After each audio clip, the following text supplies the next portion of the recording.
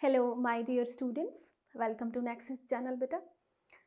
जैसा कि हम आपके चैप्टर्स ऑलरेडी डिस्कस कर रहे थे, अब हम आपका जो नेक्स्ट चैप्टर डिस्कस करेंगे दैट इज़ आवर इन्वायरमेंट। ठीक है। सी बेटा, ऑलवेज जो भी एक इन्वायरमेंट का चैप्टर होता है वो बहुत इंपॉर्टेंट होता है for your curriculum, for your classes. तो उसमें से क्वेश्चंस भी ज़रूर पूछे जाते हैं। It is easy chapter, but जब हम इसके आंसर लिखने बैठते हैं तो कई बार हमें थोड़ी सी दिक्कत आती है, बट इतनी भी नहीं। But if you have your basics very much clear तो ये चीज़ें और भी ईजी हो जाएंगी। ठीक है। Without any delay let us begin with your chapter that is our environment.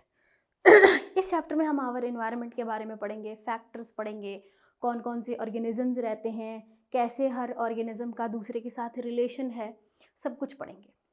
ठीक है। हाँ जी, सबसे पहले बेटा let us discuss what is environment. The surrounding in which a person, animal or plant live, it is called the environment. जैसे हम लोग हैं, हम यहाँ पर अपने घरों में रहते हैं, ठीक है, हमारे आसपास नेबर्स रहते हैं, वो हमारा एक इन्वायरमेंट है जिसमें बायोटिक एबायोटिक फैक्टर्स पढ़ेंगे। हम वो पढ़ेंगे आगे, एबायोटिक फैक्टर्स कौन से होते हैं, बायोटिक फैक्टर्स कौन से होते हैं। अगर कोई प्लांट है तो उसका भी इन्वायरमेंट होगा, अगर कोई जंगल में कोई एनिमल रह रहा है तो उसका भी इन्वायरमेंट होगा, वो उसका एक हैबिटेट होगा जिसमें वो रहता है, बाकी ऑर्गेनिजम्स के साथ अपना रिलेशन शो करता है। रिलेशन कैसे होगा? For the food habits. ठीक है, फूड चेन्स होती हैं, वो सब कुछ क्या होता है, एक एनवायरनमेंट होता है। नाउ अगर एनवायरनमेंट की बात करते हैं तो बेटा हमेशा एक बहुत ही कॉमन वर्ड आता है that is pollution, environmental pollution. Pollution क्या होता है? कोई भी undesirable change within the natural criteria of that thing, कोई भी अनडिजायरेबल चेंज, जैसे लिखा हुआ है an undesirable change in the physical, chemical, biological characteristics of air, water and soil, this is called as pollution. अब बेटे pollution तो it is a vast topic. ठीक है, अब हमें ये भी पता है कि उन पोल्यूशंस के हार्मफुल इफेक्ट्स क्या होते हैं। वाटर, अगर एयर पोल्यूशन हो रही है तो सफोकेशन होगी, ब्रीदिंग प्रॉब्लम्स होगी, एस्थमा होगा। अगर वाटर पोल्यूशन है तो कितनी सारी डिजीजेज होंगी जो कंटेमिनेटेड वाटर के थ्रू होती हैं, जैसे कॉलरा, डायसेंट्री, जॉन्डिस एक्सेट्रा। अगर सॉइल पोल्यूटेड है वो भी हमारे लिए डेंजरस है, बिकॉज बेटे अल्टीमेटली जो न्यूट्रिएंट साइकिल ने फ्लो करना है वो फ्लो करेगा थ्रू सॉइल इटसेल्फ। ठीक है, जितने भी आपने 9th क्लास में पढ़े होंगे न्यूट्रिएंट साइकिल, जैसे नाइट्रोजन, कार्बन, ऑक्सीजन, वो सभी के सभी जो होते हैं सॉइल के थ्रू ही रिवॉल्व होते हैं। इट मीन्स अगर हम सॉइल को पोल्यूट कर रहे हैं तो न्यूट्रिएंट साइकिल भी पोल्यूटेड होगा। ठीक है, this is all about the pollution. जब हम पोल्यूशन की बात करते हैं बेटा तो हम वेस्ट की बात करते हैं।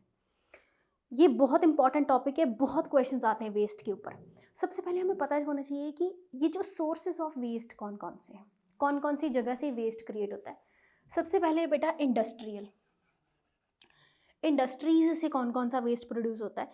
बेटे कितने सारे वेस्ट प्रोड्यूस होते हैं, जैसे कुछ एक गैसेस प्रोड्यूस होती हैं, जैसे carbon dioxide, carbon monoxide etcetera, कितनी सारी गैसेस।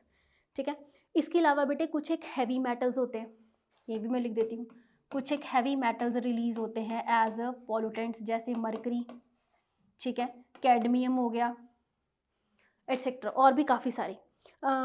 इसकी हम आगे ना एक और टॉपिक भी पढ़ेंगे, इसका बायोलॉजिकल मैग्निफिकेशन, वो हम अभी नहीं डिस्कस करेंगे, probably in the last video of this chapter, तब डिस्कस करेंगे। नेक्स्ट इज बेटा डोमेस्टिक वेस्ट। डोमेस्टिक वेस्ट वो होता है जो घरों से निकलता है, हमारे घरों से। और वो कौन कौन सा वेस्ट होता है, कितनी तरह का हो सकता है। जैसे बेटा सबसे इंपॉर्टेंट वेस्ट जो निकलता है हमारे घर में से, सीवेज निकलता है। इसके अलावा जो कचरे वाले उठाने आते हैं, जो हम वो वेस्ट निकालते हैं, तो वो सारा का सारा क्या है, डोमेस्टिक वेस्ट है। ठीक है, नेक्स्ट इज बेटा एग्रीकल्चरल वेस्ट, जैसे जितने भी ऑर्गेनिक वेस्ट होंगे, इनऑर्गेनिक्स जितने भी हम उसमें ऐड कर रहे हैं, जैसे फॉस्फेट्स वगैरह, सल्फर, नाइट्रेट्स हम ऐड कर रहे हैं। इसके अलावा बेटे हम पेस्टिसाइड्स जो ऐड करते हैं, इसके अलावा फर्टिलाइजर्स ऐड करते हैं, ये सब कुछ क्या होता है बेटे, एक वेस्ट बनता है। कैसे बनता है?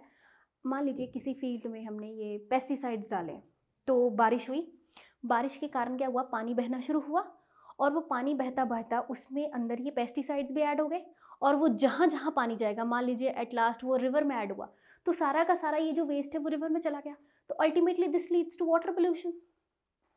ओके, नेक्स्ट इज बेटा कमर्शियल। कमर्शियल वेस्ट बहुत सारे तरह का हो सकता है। जैसे मान लीजिए कोई बिल्डिंग बन रही है, ठीक है, उसमें से कितना कुछ होता है, सीमेंट होता है, ब्रिक्स होती हैं, वो वेस्ट होता है। इसके अलावा हॉस्पिटल्स में से वेस्ट निकलता है, ठीक है, जो हम शॉपिंग मॉल्स वगैरह होते हैं वहाँ से भी वेस्ट तो निकलता ही है ना बेटा, रेस्टोरेंट्स, शॉपिंग मॉल्स एट्सेट्रा। इसके अलावा कंस्ट्रक्शन साइट्स पे जो होता है वेस्ट, कंस्ट्रक्शन साइट्स पे एट्सेट्रा। तो see all these are source of waste, ठीक है, आपको पता होना चाहिए, they are very important. Next topic continue करते हैं। बेटा ये बहुत इंपॉर्टेंट टॉपिक है, what is biodegradable and non biodegradable waste, very important topic. Let us understand first of all biodegradable waste कौन सा होता है। बेटे इस वर्ड को तोड़ दो, देखो बायोलॉजी में क्या होता है, हर वर्ड के अंदर ही उसका मतलब छुपा होता है। जैसे बायो मीन्स लिविंग, डिग्रेड मतलब broken into from complex to simpler form, complex में सिंपलर फॉर्म में कन्वर्ट हो गया। कैसे हुआ? With the help of this living. समझ आ गया? बायोडिग्रेडेबल मीन्स किसी भी चीज़ को डिकम्पोज करना, उसको तोड़ना with the help of some kind of living organisms. जैसे यहाँ पर हम बात करेंगे the waste which can be degraded by biological या माइक्रोबियल एक्शंस। माइक्रोबियल एक्शंस बेटे जितने भी डिकम्पोजर्स होते हैं, जैसे बैक्टीरिया होते हैं, फंजाई होते हैं, मैं लिख देती हूँ यहाँ पर, जैसे बैक्टीरिया या फंजाई होते हैं, वो सभी के सभी क्या करते हैं, चीज़ों को डिग्रेड करते हैं from the complex to simpler form. अब इसमें बायोडिग्रेडेबल वेस्ट कौन सा होता है, जैसे आप इसमें अपने घर की एग्जांपल ले सकते हो। जैसे मान लीजिए कोई वेजिटेबल पील है, तो वो क्या बायोडिग्रेडेबल वेस्ट है। अगर आप चिप्स का पैकेट एक, तो चिप्स जो उसमें है वो बायोडिग्रेडेबल है, जो पोटैटो से बनती है, बट जो उसका पैकेट है बाहर वाला प्लास्टिक का, वो नॉन बायोडिग्रेडेबल है। ऐसे हम अपने घर में ही कितना ऐसा वेस्ट प्रोड्यूस करते हैं जो बायोडिग्रेडेबल भी है, नॉन बायोडिग्रेडेबल भी। जैसे फॉर एग्जांपल एक तो डोमेस्टिक वेस्ट हो गया, मैंने अभी बता दिया आपको। एनिमल वेस्ट बायोडिग्रेडेबल है, जैसे काउ डंग वगैरह होता है, ठीक है। एग्रीकल्चरल वेस्ट भी, जैसे कुछ एक हस्क होती है, ठीक है, पैडी फील्ड में कुछ एक रूट्स रह जाएं किसी प्लांट की, वो सब कुछ क्या है, बायोडिग्रेडेबल वेस्ट, ठीक है। But in comparison to that what is non biodegradable waste? But a non biodegradable waste वो हुआ that can not be degraded with the help of living organisms, the waste which can not be degraded by microbial action and undergoes biological magnification in food chain. But this is very very important term, biological magnification. ये probably हम last video में discuss करेंगे and it is very important in food chain. food chain भी हम probably next video में discuss करेंगे कि what is this food chain. अब कौन कौन सा वेस्ट है जो नॉन बायोडिग्रेडेबल होता है? जैसे पेस्टिसाइड्स हैं बेटा, वो तो नॉन बायोडिग्रेडेबल है, उसको कोई भी ऑर्गेनिजम्स डिग्रेड नहीं कर सकता। इसके अलावा जितनी भी प्लास्टिक्स हैं या जितने भी हैवी मेटल्स हैं, जैसे मरकरी है, कैडमियम है, वो सारे के सारे हैवी मेटल्स होते हैं और वो शो करते हैं बेटा बायोलॉजिकल मैग्नीफिकेशन। थोड़ा सा बता देती हूँ। बायोलॉजिकल मैग्नीफिकेशन का मतलब होता है कि अगर कोई ऑर्गेनिज्म खा रहा है तो उसमें वो बायोडिग्रेडेबल डाइजेस्ट नहीं हुआ, उसमें वो परसिस्ट करेगा, फिर उसको जो नेक्स्ट ऑर्गेनिज्म खाएगा वो उसके अंदर ऐड कर जाएगा, फिर उसको जो नेक्स्ट खाएगा वो उसके अंदर ऐड कर जाएगा। तो it is called as biological magnification when it get enters into the food chain. Okay, so this is all about biodegradable and non biodegradable waste, but this is very very important, इसमें से बहुत question आते हैं, this is important topic. हाँ जी, next is बेटा what is the ecosystem, very important term, a biological community of interacting organisms and their physical environment is called as ecosystem. और ये जो ecosystem term थी, it is given by A.G. Tansley in 1935, very important. अब बेटे जब भी हम ecosystem की बात करते हैं तो हमेशा ecosystem के क्या होता है, दो तरह का हो सकता है, या तो हो सकता है नेचुरल या हो सकता है आर्टिफिशियल। एक चीज़ मैं बताना चाहती हूँ, ecosystem में हमेशा इंटरेक्शन होती है दो चीज़ों की, एक होंगे लिविंग फैक्टर्स, एक होंगे नॉन लिविंग फैक्टर्स, मतलब जिसको हम बेसिकली बायोटिक और एबायोटिक फैक्टर्स कहते हैं। वो सारी चीज़ें मिलके बनाती हैं इकोसिस्टम। अब मैंने बोला इकोसिस्टम दो तरह का हो सकता है, एक हो सकता है नेचुरल और एक हो सकता है artificial. Just let me first give you a simple example. Natural ecosystem हो गया बेटे जैसे कि फॉरेस्ट है, ठीक है। अब फॉरेस्ट में देखिए दो चीज़ें मिक्स होंगी हमेशा, एक होगी लिविंग, एक होगी नॉन लिविंग। लिविंग में होंगे जितने भी एनिमल्स रह रहे हैं वहाँ पर, प्लांट्स रह रहे हैं। नॉन लिविंग कौन कौन सी चीज़ें होंगी, जैसे एयर है, वाटर है, सनलाइट है, ठीक है। ये सारे के सारे फैक्टर्स मिलके क्या बनाते हैं, एक इकोसिस्टम बनाते हैं। तो नेचुरल में आ गया फॉरेस्ट आ गया, इसके अलावा और क्या हो सकता है, ग्रासलैंड्स हो सकते हैं, ठीक है। इसके अलावा और हो सकते हैं पॉन्ड्स, लेक्स हो सकती हैं, एटसेट्रा। ये सारे के सारे क्या आ गए, नेचुरल इकोसिस्टम। बट जब हम आर्टिफिशियल इकोसिस्टम की बात करें तो आर्टिफिशियल इकोसिस्टम में सबसे पहले तो बेटा बेसिकली जो एग्जांपल होती है वो होती है एक्वेरियम, क्योंकि वो हम खुद क्रिएट करते हैं। उसमें फिशेस होती हैं, पानी होता है, कुछ एक फाइटोप्लैंक्टन्स होते हैं, ठीक है। वो एक क्या हो गया, एक artificial ecosystem. So you should know this both the things कि नेचुरल कौन से होते हैं, आर्टिफिशियल कौन से होते हैं। कई बार पेपर में सीधा ड्रॉ करने को ही आ जाता है कि draw an example of artificial ecosystem और नेचुरल इकोसिस्टम, या कई बार एक नंबर में डायरेक्ट क्वेश्चन भी पूछ लेते हैं। हाँ जी, नेक्स्ट बेटा बात करते हैं हम लोग what are the components of ecosystem. This is very important. पहले मैंने फ्लो चार्ट से बनाया है ताकि आपको थोड़ा सा बेसिक क्लियर हो इसके बारे में। सबसे पहले बेटा अगर हम बात करें तो first of all we are talking about biotic. Biotic, bio का मतलब ही हुआ बेटा लिविंग। जितने भी लिविंग कंपोनेंट्स हैं they are called as biotic factors, जिसमें आएंगे ऑटोट्रॉफ्स। ऑटोट्रॉफ्स बेटे जो अपना खाना खुद बनाते हैं, they are also called as producers. जितने भी प्लांट्स हैं, जितने भी खाना खुद बनाते हैं, they are called as autotrophs. Next component is biotic factors में आएंगे हिट्रोट्रॉफ्स। हिट्रोट्रॉफ मीन्स जितने भी कंज्यूमर्स हैं, जितने भी हम लोग एनिमल्स हैं, ह्यूमंस हैं, जिराफ, लायन, टाइगर, वो सारे के सारे क्या हैं बेटे, हेट्रोट्रॉफ्स हैं, but they are the component of biotic factor. Second important factor is this abiotic. abiotic का मतलब ही बेटे जब भी a लग जाता है तो a means not, तो abiotic means non living factors. अब नॉन लिविंग फैक्टर्स में क्या क्या आएंगे, सबसे पहले आएंगे बेटे इनऑर्गेनिक। अब इनऑर्गेनिक फैक्टर्स कौन कौन से होते हैं, जैसे बेटा हम बात करें कि नाइट्रोजन, फॉस्फेट, ये सब कुछ क्या है, इनऑर्गेनिक। लिख देती हूँ, नाइट्रोजन हो गया, फॉस्फेट्स हो गया, एटसेट्रा, ये हो गए inorganic factors. Next is organic factors. Organic factors हुए जैसे प्रोटीन्स हैं, ठीक है, जैसे न्यूक्लिक एसिड्स हैं, ये सारे के सारे क्या हो गए, organic factors. Next is climatic. Climatic में बेटा सिंपल ही आ गया, एयर, लाइट, ठीक है, टेम्परेचर, ये सारे के सारे क्या आ गए, क्लाइमेटिक। नेक्स्ट इज बेटा एडेफिक। एडेफिक फैक्टर का मतलब होता है it is related to soil. Very important, याद रखिएगा, बिकॉज बेटा सॉइल भी एक इम्पॉर्टेंट फैक्टर है, क्योंकि प्लांट्स को अल्टीमेटली ग्रो किस में करना है, सॉइल में। जितने भी न्यूट्रिएंट साइकिल हैं वो सारे के सारे कहाँ पर रिवॉल्व होते हैं, सॉइल में। So it is an important factor and it is non living. So all these are the components, very very very important. So one by one we will going to discuss this in detail. ठीक, सबसे पहले आता है biotic component. तो number 1 is this is autotrophs. But autotrophs are also called as producers because they make their own food. Very important. Autotrophs दो तरह के होते हैं, दो, ये हम लोग लाइफ प्रोसेस चैप्टर में भी डिस्कस कर चुके हैं, but still it is important. पहला आएगा फोटो ऑटोट्रॉफ्स, मीन्स जो लाइट की मदद से अपना खाना खुद बनाते हैं, फोटोसिंथेसिस शो करते हैं, ठीक है. So they are called as photo autotrophs. These includes the green plants, photosynthetic bacteria and cyanobacteria. Cyanobacteria is also called as blue-green algae. Question किसी भी फॉर्म में आ सकता है. Which are capable of manufacturing their organic food by the process of photosynthesis. So we have discussed this.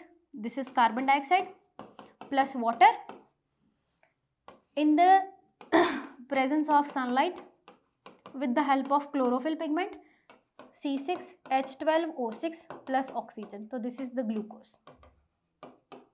Okay, so this is the photosynthesis. Pehla done. So this is called as photoautotrophs. Second is beta chemoautotrophs. बेटे chemo word ही बनता है chemical से, जो chemical की मदद से अपना खाना खुद बनाते हैं. जैसे सम सल्फर बैक्टीरियाज जो सल्फर की मदद से बनाएंगे, नाइट्रीफाइंग बैक्टीरिया जो नाइट्रोजन की मदद से अपना खाना बनाएंगे, ठीक है. ये मैं लिख ही देती हूँ यहाँ पर. Okay, so these are the biotic components, जिसमें सिर्फ हमने अभी तक ऑटोट्रॉफ पढ़ा है. नेक्स्ट हम बेटा हेटरोट्रॉफ पढ़ते हैं। हेटरोट्रॉफ बेटे होता ही है, ट्रॉफ मीन्स न्यूट्रिशन, ठीक है, trophic means nutrition and hetero means from others या डिफरेंट। जो दूसरों से अपना खाना लेते हैं they are called as heterotrophs. Heterotrophs also called as consumers, क्योंकि वो किसी से अपना खाना कंज्यूम करते हैं। These includes those organisms which consume either ready-made organic food or decompose the complex organic matter. Means heterotroph में consumers में animals तो आएंगे ही आएंगे, साथ में बेटे जितने भी decomposers हैं वो भी इसी में ही आएंगे। हम पढ़ेंगे अलग से what are the decomposers, क्योंकि वो बहुत इंपॉर्टेंट क्वेश्चन है। अब ये जो हेटरोट्रॉफ्स होते हैं ये फर्दर ऑफ 3 कैटेगरीज। पहले तो आगे बेटा हर्बीवोर्स। हर्बीवोर्स वो होते हैं जो सिर्फ और सिर्फ प्लांट ईटिंग होते हैं। जितने भी एनिमल्स हैं वो जो सिर्फ प्लांट्स खाते हैं वो they are called as herbivores. Next is carnivores means flesh eating, ठीक है।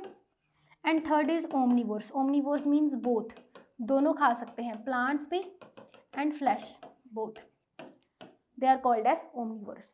और ये तीनों कैटेगरीज मिलके बनाती हैं बेटा हेटरोट्रॉफ्स। ओके आगे चलते हैं। हाँ जी, also depending upon the size heterotrophs are divided into 2 categories. जो हेटरोट्रॉफ्स हैं वो 2 कैटेगरीज में डिवाइडेड है। सबसे पहले आएंगे बेटा मैक्रो कंज्यूमर्स। मैक्रो कंज्यूमर्स जो बड़े साइज के हैं, जैसे कैसे देखिए, जैसे सबसे पहले आगे बेटा primary consumer, secondary, tertiary, quaternary.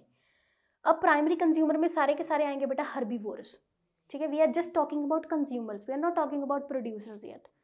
सो हर्बीवोर्स जितने भी हैं वो प्राइमरी कंज्यूमर्स हैं, जैसे रैबिट हो गया जो सिर्फ और सिर्फ ग्रास खाते हैं, प्योरली हर्बीवोर्स होते हैं। Next is secondary. Secondary are also called as primary consumers. बेटा यू शुड नो दिस, क्योंकि नेक्स्ट वीडियो में हम लोग ट्रॉफिक लेवल बनाएंगे, so you should know this basic terms. Tertiary consumers में आएंगे बेटा सेकेंडरी कार्निवोरस जैसे वॉल्फ, और क्वाटनरी में आएंगे टर्शरी कार्निवोरस जैसे कि लायन, जो सबसे ऊपर होते हैं, जो मतलब सभी को खा सकते हैं। ओके इसके अलावा बेटे माइक्रो कंज्यूमर्स भी होते हैं। माइक्रो कंज्यूमर्स कौन से हुई, जैसे डीकम्पोजर्स हैं। Decomposers are also called as reducers, also called as saprotrophs. जितने भी बेटा बैक्टीरियाज होते हैं, फंजाई होते हैं, they are called as micro consumers. But these are very important for our environment. Very important how, because they decompose the things. जैसे मान लीजिए कोई ऑर्गेनिज्म मर गया है या कोई एलिफेंट मर गया है जंगल में, ठीक है, तो क्या होगा, धीरे धीरे ये डीकम्पोजर जो होंगे उस एलिफेंट को डीकम्पोज करेंगे, ठीक है। उसके सारे के सारे न्यूट्रिएंट्स को सिंपलर फॉर्म में कन्वर्ट करके सॉइल में ऐड कर देंगे, तो सॉइल रिच हो जाएगी न्यूट्रिएंट्स में। So the major role is of bacteria and fungi. Even यही न्यूट्रिएंट साइकिल्स को भी इन्वॉल्व करते हैं। मैं लिख देती हूँ यहाँ पर, also helps to revolve the nutrient cycles. Nutrient cycle होंगी, जितनी डीकम्पोजिशंस होती हैं वो सारी की सारी ये करते हैं। और अगर एनवायरनमेंट में ये माइक्रो कंज्यूमर्स मीन जितने भी रिड्यूसर्स हैं, डीकम्पोजर्स हैं ना हो, तो हमारा एनवायरनमेंट बहुत ही अनहेल्दी हो जाएगा।